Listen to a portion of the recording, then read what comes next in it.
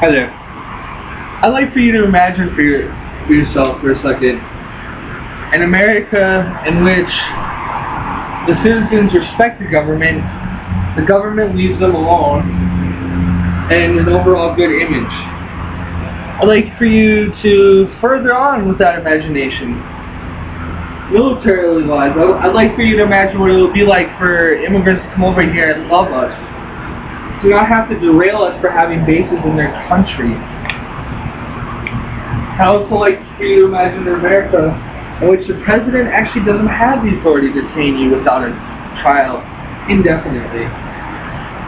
I know that these sound kind of full-fledged, but this would be America under Ron Paul, and I'll give you 3 reasons to vote for him.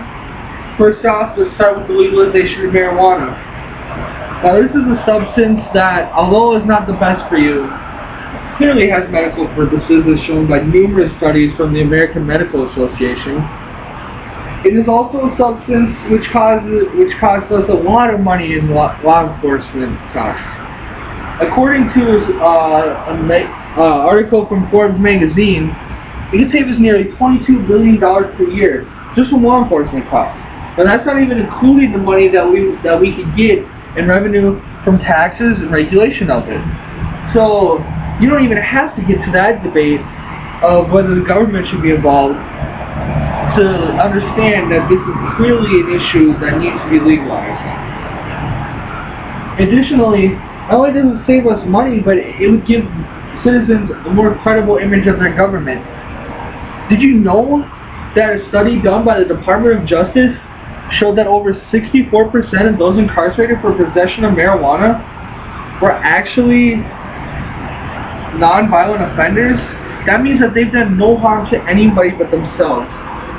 So it makes no sense to continue to pursue people who do nothing but harm themselves at a cost to everybody else.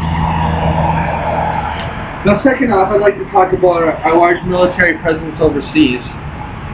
Now, as you may know, America has a large presence in almost every country throughout the world.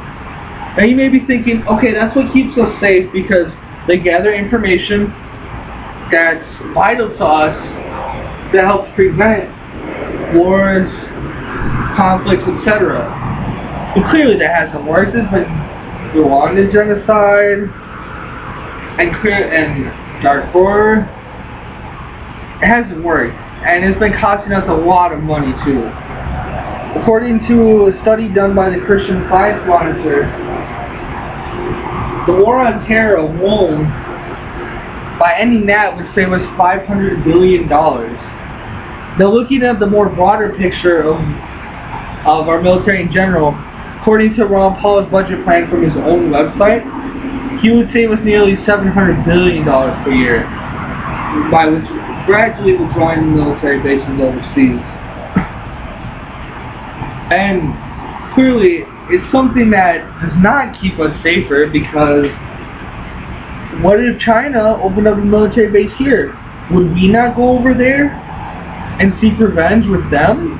Similarly to how Al-Qaeda did with us to 9/11? Now lastly, I'd like for you to think about the NDAA, otherwise known as the National Defense Authorization Act. Now you may be thinking, okay, Obama said he's not going to use it, the power to detain citizens. But how do we know that?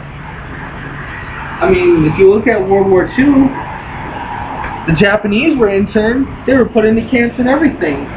Now, I'm not saying that Obama's going to suddenly put all of these Americans into camps, because looking at it in a modern day context, I don't think it's going to happen. But look at it this way. Obama has clearly shared the Constitution. Regardless of whether he's going to use it, it takes away freedom from us. It puts us in fear. Do you feel safe with the president having that authority? If he suddenly decides he doesn't like you, he could do it.